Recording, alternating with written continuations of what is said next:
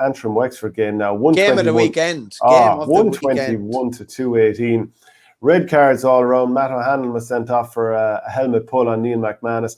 McManus himself ended up with a yellow card from that. Probably, I'd say his heart was in his mouth when he went in for a low ball and kind of his rear hit one of the defenders. I'm not exactly sure who it was for Wexford. And then ultimately for leaving the hurley in when a man was soloing past him, he got his second yellow card. So both teams finished with 14 men. And also Davy Fitz was sent to the stands for a bit of an altercation with Darren Gleeson. Was McManus a lucky boy for kind of what it looked like dropping his knee almost for the very start of that kind of row? Didn't look hectic now. I'm not saying it was that he meant to do it, but visually it didn't look good, and I can see exactly why a big row sparked off as a result of that. Like, in fairness to the Wexford boys, they waded in on the back of it.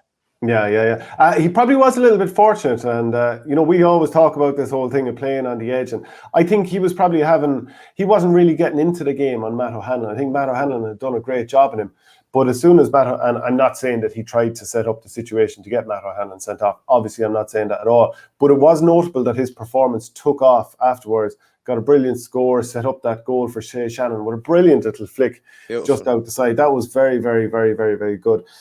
Just some of the other scorers for Antrim. Now, this is where I'll come back to the midfield discussion that I had.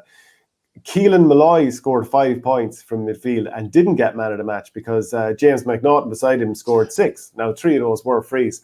But what a performance from James McNaughton and Keelan Malloy. That midfield looks brilliant. But then on the flip side, Liam McGovern was very good at midfield. He was setting up goal chances, knocked over a couple of points, might have even taken on a goal chance himself in the second half late on. But great stuff. Some really good performances all around here. Yeah, just on the Antrim side of things, like we've talked about James McNaughton fairly regular. Obviously, Neil McManus would have got a lot of the plaudits over the last decade. McNaughton has been unbelievable in the game so far. Conor Clark, the same. Niall McKenna. Keelan Malloy, I saw Keelan Malloy when Offaly played Antrim in the World Cup final last year. He was brilliant, and it's funny that ball dropped to him at the end, and he actually had no doubt that it was going to go over the bar. And he was like a poker face after as well. There was no emotion from him. It was just like, okay, I knew that was going to go over the bar. We go on and try and get the winning score. But there was a lot of like really, really good individual performances from a Wexford point of view. It kind of is a bit mystifying in many ways that when you see what Conor McDonald can do in around the square, and even, he obviously got that first goal, which was a pass, I think, from McGovern. But when that high ball went in, he was the focal point. The ball broke off him, and Paul Morris whipped the ball to the net. Interesting this weekend as well. Yeah, that whip goal to net. Then Shane Bennett was bringing the drop puck back in vogue. I haven't seen the drop puck since Joe Errity's goal in the 1998 All-Ireland final. It was great to see a couple of those things back. But I just loved the fire in this. This was a championship match, both on the line, in the stands, and on the pitch. This had championship game intensity, a championship game atmosphere to it. And and as I said, it wasn't a real high scoring game, and there's probably a reason for that as well. There was pressure with every shot that was taken, and you had to be almost so careful. There was no pot shots out the pitch or anything like that. It was a brilliant game. You could see the emotion after as well.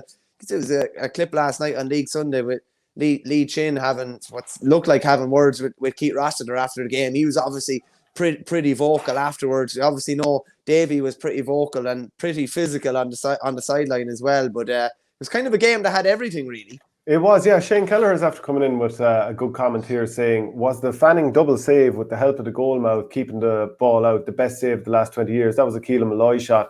Narrow angle. He got the save on it, but turned and somehow managed in the one movement to flick it out. It was absolutely brilliant.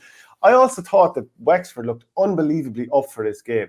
The way Conor McDonald roared when he got that goal early on. I love his jump, and he does the fist pump as a jump almost. It's brilliant. It's trademarked. Yeah, he did the 75-day challenge, getting himself in serious nick, and you can see it out there, showing it off, and rightly so. Rory O'Connor, I think he won a free maybe in the first minute, and he celebrated that.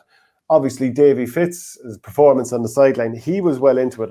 I noted even just when I was making notes in the first half, Wexford are really up for it. That the energy that wasn't there during that tepid performance against Kilkenny the week beforehand, they really stepped it up here, and they went with lots of high ball into the square. That really stood out to me. And then also the fact that Liam McGovern seemed to be kind of driving at the defence of Antrim and looking to set up goals. It just seemed like a completely different team. Kevin Foley restored to the sweeper role. Liam McGovern taken out of that position, put back at midfield. It just looked an awful lot more like Wexford. And Rory O'Connor started well. He's been in scintillating form. But then he had to go off with what I think was, he limped off, possibly a dead leg, but he had to limp off. They can't afford him not to be there, because if they're going to do something this summer after, a poor enough winter last year, he has to be there, and he has to be sparking off Lee Chin, Liam McGovern, Dermot O'Keefe needs to hit top form, Conor MacDonald. They need them all flying. They need everyone, but there's probably a pillar of 3 or 4 that they just cannot be missing. They saw what happened when Chin was only able to come on in games last year. Same with Rory O'Connor. And again, it might only be a minor knock, but it could see him on the sideline for 2 to 3 weeks, and then all of a sudden they're playing early too. They're playing Laois. I think it's the 26th of June, so they're playing quite soon again. It's only 3 weeks away, but there was an awful lot more energy and enthusiasm from Wexford. You would have to. I just don't think the quality is there to win silverware this year. Even at this stage, I'm not sure if the quality is there to win a Leinster this year. I think there's a lot of other teams playing a lot better than they are, and just the fact that they've blown hot and then cold and then somewhat hot again. I'm not convinced by them so far. Join the Our Game Supporters Club at Patreon for €5 per month to get audio podcasts of the Hurling and Football Show and much more exclusive material.